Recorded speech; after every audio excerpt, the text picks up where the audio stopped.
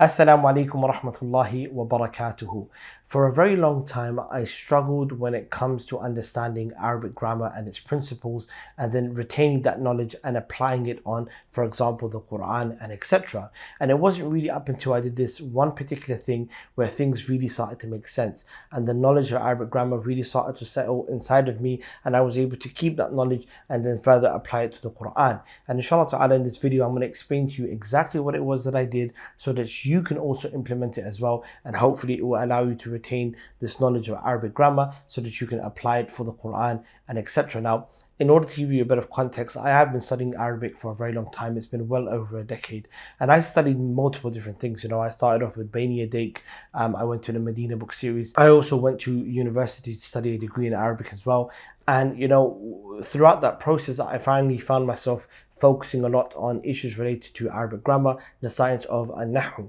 And that's where I basically got introduced to books like Al-Ajurumiyya and, Mutammimatul Ajurumiyya, Qatr al-Nada, and then, all the way up until Alfiyat ibn Malik. And I really found it very strange. Every time I would study a concept, I would realize that I would have to go over it multiple times until it would really settle inside of me. So that's why I found myself, for example, studying the book Al-Ajurumiyya about 7, 8, 9 different times with different teachers. And it wasn't really up until the 7th or 8th time of studying it did concepts really start to make sense to me. And so I always found it a bit weird. I found it a bit confusing as to why that was the case. I would study other sciences and that knowledge would be very easy. But then, Arabic grammar, for some reason, I always had to, do more or, go over it multiple times until it would eventually make sense.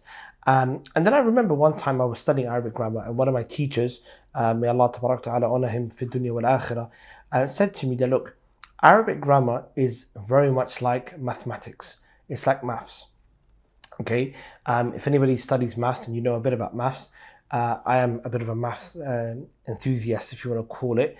Anybody that has ever, been in my durus and my lessons that I've ever taught, I always find myself that when students get a bit bored and you can see that they're not concentrating, I love to just change the topic to just doing a bit of maths equations, just to kind of get everyone's brains thinking again. Just to show it to you, I have this CGP maths book, which is foundation level, but I bought it because I just wanted to revise. I just wanted to go over certain concepts and just read and do some practice questions. So I really love maths. And he mentioned to me, and he was like, Arabic grammar is a lot like maths, and something just ticked in my head. And he said it's all about these equations. It's about x plus y equals this. And I said, oh my days, subhanallah al-azim. Okay, that is so true. Arabic grammar has a lot of equations. It's all about mubtada and khabar is this. Or, a harful jar plus this equals this. And when he said that to me, everything just started to make sense. I realized I was looking at Arabic grammar from a very particular lens. And the way I should have looked at it was more so about, patterns that were coming together, that were producing something, okay? Or two things that were coming together and they were producing something. And when I realized that, I said to myself, well, when I would study maths and I would learn maths and, what would I do in order to make sure that, when I come to a class and the teacher comes onto the whiteboard and, puts out a new equation or a new topic that we're doing, and then I would find it that, it would settle inside of me very easily. I would remember that knowledge. I wouldn't find it difficult to, study, algebra or, differentiation or integration or any of these kind of, topics related to mathematics.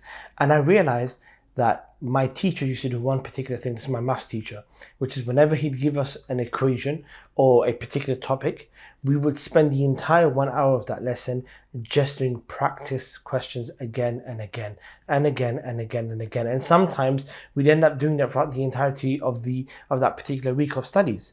And that's when I realized the way I learned maths and the way those equations, they settled deep inside of me was by me learning the principle and then applying it as much as possible. And that's why, the scholars are, they have a statement, they say, وَبِالْمِثَالِ يَتَّضِحُ الْمَقَالِ, right? That, with an example, the matter becomes clear. And I used to find that the more examples I would use and the more examples that I would play with and the more practice questions I would do, the more the knowledge would, start to solidify inside of myself. And so I realized that when I was studying Arabic grammar, a lot of the times it's just a lot of theory. There's not real tatbiq. There's not real, practical implementation. You would go to a lesson and the Shaykh would basically explain, al-kalamu huwa al-lafdhu al-murakkab al-mufidu bil-wad', and then he would start to go into the ism and then the fi'l and the, alamat al-i'rab, and it was all just a lot of theory, but there was no practical implementation. And so when I started to take a different approach, so for example, study the book Al-Ajrumiyya, and let's just say we go to the beginning, right, where he talks about alamatul asma, right, the signs of an ism, and he mentions that the signs of an ism is, the alif and lam, or the tanween that comes at the end of the word, or the fact that the word takes a jar or a khaft, or whatever you want to call it, or the fact that the word will take huruf al jar. So what I started to do was, okay, I've got to practice. So I would learn one principle, that every ism has a alif and lam. Now I want to be able to retain that knowledge inside of myself. I don't want it to go. And I want to be good at identifying that as well. And so what I would do is I would take the Quran, I would open up the Mus'haf, and I would start to go from Surah Al-Fatiha, and every word that I would find that has a alif and lam, I would highlight it and put it down and say, this is an ism, this is ism. Now that practical approach that I would do, which is constantly applying every principle that I learn, allowed that knowledge to really retain inside of myself. Now I wanted to go to the next part, which is the second sign of an ism, which is that it takes a tanween. So then I would go through every single word that I could find. Of course, I wouldn't do the whole Quran, I would just do pages or sometimes half a page and etc. But doing that practical implementation is what allowed me to really solidify that knowledge. And ever since I started to do that, which is I'd learn a principle, whether it be as small as that the huruf al-jar, they enter inside of an ism, something as small as that, I would practice and try to identify as much as I possibly could in order for it to be solidified. Then everything started to make sense. And then I decided to take that approach even with teaching students. And so we're going back now, 2014, I had a program, which was for Arabic Code Academy. And it was a free program, 2013. It was a free program. It was just something I wanted to do, which was like a grammar intensive to kind of teach people. And I remember, I said to myself, this is what I'm going to do. I'm going to teach them a principle, no matter how small it is, but I'm going to give them 20 different examples where they have to apply it themselves. And by the end of it, like I said, it was 30-day intensive during the month of Ramadan. I found so many students were able to finally understand these very simple concepts that once upon a time looked very difficult, but now they became easy. And so that is my advice to every single one of you. When you want to learn Arabic grammar, no matter how small the principle is, let's just say you're now learning about, Asma'ul Ishara. Okay, you're learning about Asma'ul Ishara, Hada and Dhalika, you're learning about these kind of words. Then, and you understand that, they have a particular i'rab to them.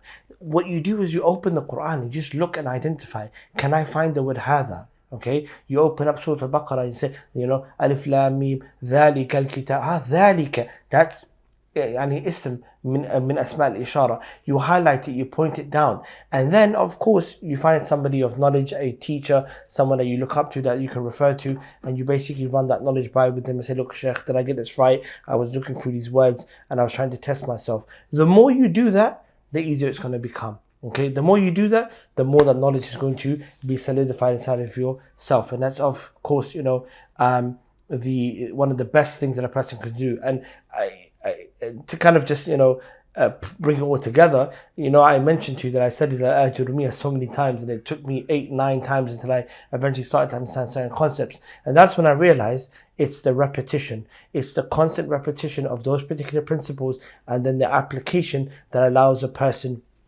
to finally understand that knowledge. And so if you want to learn Arabic grammar, you want to become good at it, learn a principle and apply it as much as you can. You don't have to just do it in the Quran. Take a hadith of the Prophet ﷺ, open it up, try to find where is the ism, where's the fi'l, where's the harf, is this a raf, is it nasb, is it jar? Is this ismu fa'il? Is this ismu maf'ul? Is this kana wa akhawatuha, inna wa akhawatuha. Go through the process by applying it as much as you possibly can. Inshallah ta'ala, I hope this was of benefit to each and every single one of you, bi'idhnillahi ta'ala, that are trying to study Arabic grammar and you've had the similar problem that I have.